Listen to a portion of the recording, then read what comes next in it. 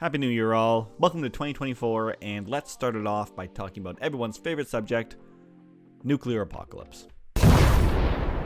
Specifically, the kind with a giant radioactive lizard. That's right, we're taking a look at Godzilla. For those not into the big scaly G-boy, you may not be aware that 2023 was a pretty big year for the guy.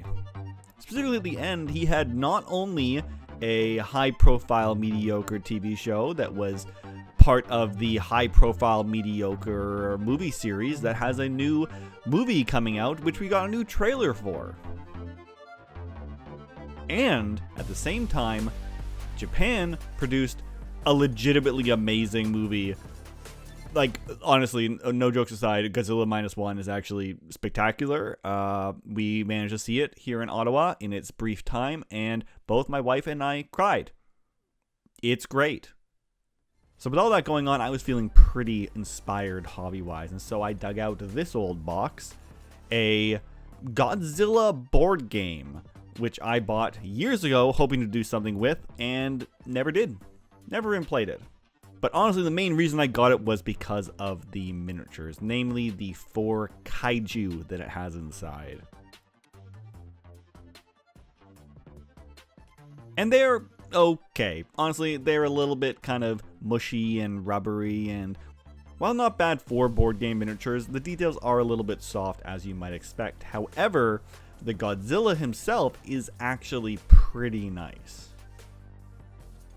It's a kind of amalgamation design where it's not quite classic Godzilla, but it's not really any specific modern take either, which gives it this kind of evergreen quality, which fits perfectly here because I wanted to paint a Godzilla. So let's start by making him a base. The game is played on this city map made up of tiles, and the tiles are actually pretty cool looking. They've got this really kind of dramatic look to them where they fade out to black at all of the edges, and I wanted to try and recreate that on a base for the figure, deciding I want to create a road running down the middle with some light details on either side as to not obstruct from the big G-boy. I've never done texture at this scale before, but I decided to try a technique I've seen in the past, namely using a strip of sandpaper to represent the asphalt of the roadway. Then I grabbed some leftover MDF offcuts from the kits that Microforge Mini Albert sent me, and cut those down to size so I could use them as the, I don't know if it's so much the sidewalk as it is like the edging to the street. But I took that and the road itself and glued it down to a little wooden base I found at the dollar store. Once the glue had dried, I went in with a knife and just cut some ridges into the siding to give it a little bit more detail.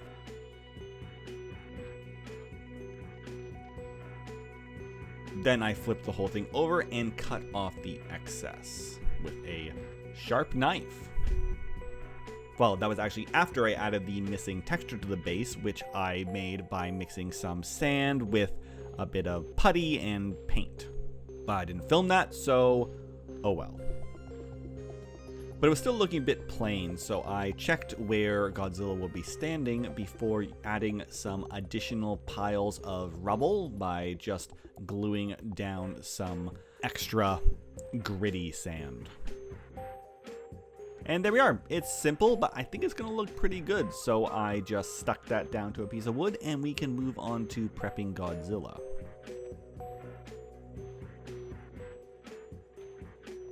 There's nothing we need to do to this guy before painting, but I do want to mount him on a piece of wood for painting, as I don't want to glue him down to the base just yet, as I think it might be tricky to access. So I drilled a couple of holes into his feet and just stuck him down with some toothpicks.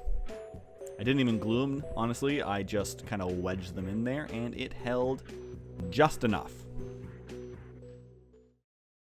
As for the priming, there's nothing fancy going on here. I just did a straight black prime. However, I did make one mistake in that while I normally would prime with a matte black, I grabbed the wrong can and accidentally used a semi-gloss black, and it really shows. But honestly, it's not a big deal. You really don't notice it at the end of the day, and if anything, it actually just makes the black sections look darker, because I don't know if you know this, but gloss colors are actually darker than bright colors because of light science. Look it up. For the painting itself, we went straight to the base, where I dry brushed some initial colors down using a dark gray onto the street and surrounding areas.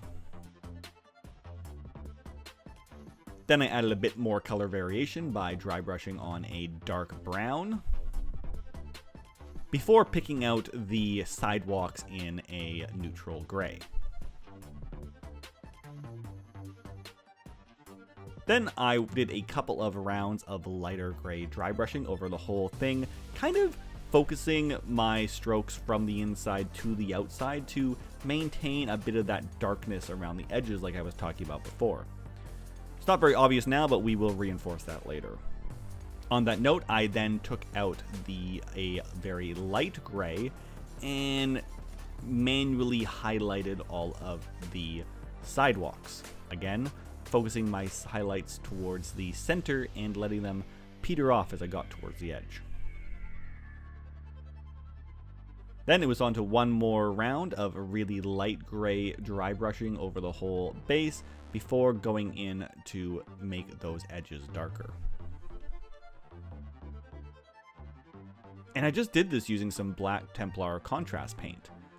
I applied this to the base rim before feathering it in from the edge to give that transition I was looking for.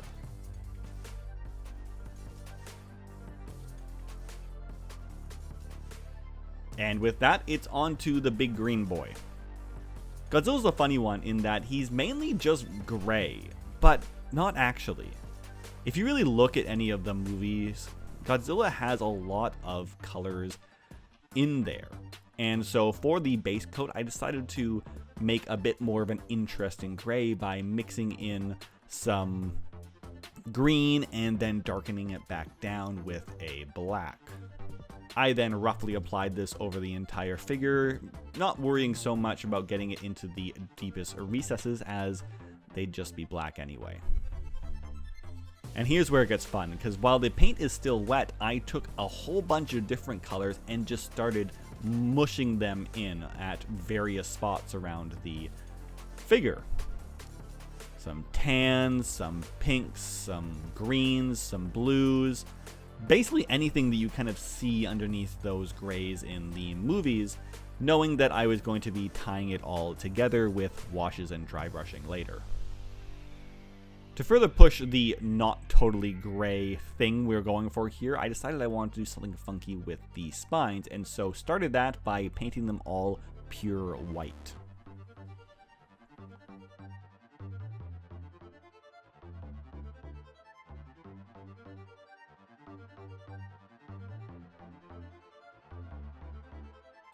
Next, we just took a straight mid-tone gray and roughly dry brushed that all over the figure, including over those white spines from before.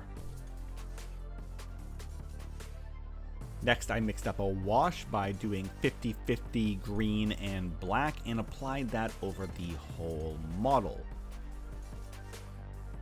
As I said, this really ties in all of those disparate colors, but honestly, I think I went a bit too heavy here as I lost a lot more of that color than I wanted, and really wished a bit more that it showed up on the final model. But from here, it's honestly pretty straightforward in that I just reapplied that mid-gray before adding a few higher highlights of gray, once again with some lighter and lighter dry brushing.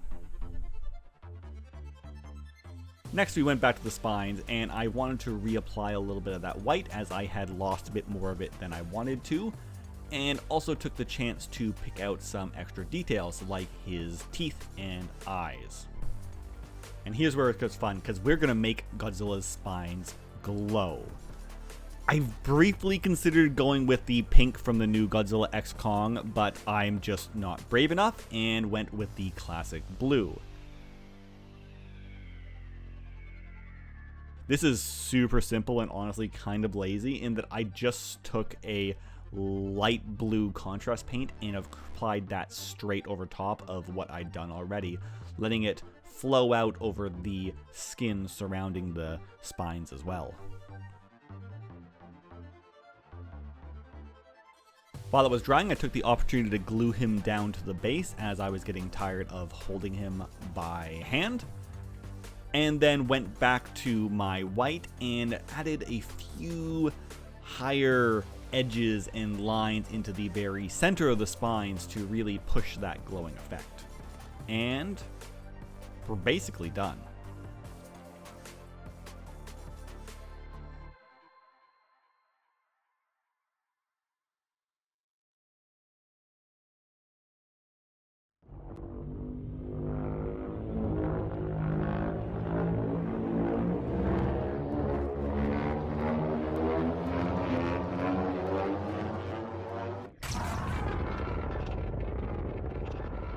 So I hope you enjoyed this quick little project. I honestly did. I actually finished this in December, so rather than my first mini for 2024, this is actually my last mini of 2023. And while things have certainly slowed down around here as my real life has picked way up this last year, turns out having a kid is a lot of work. I do have some interesting things that I want to be doing, and I am going to try to make some videos of both the ones I'm in the process of doing, would like to do, and already have done. So thank you so much for everyone who supported me throughout all of this. I can't wait to show you more of what I have to do. So for now, thank you so much, and have a good one, everyone.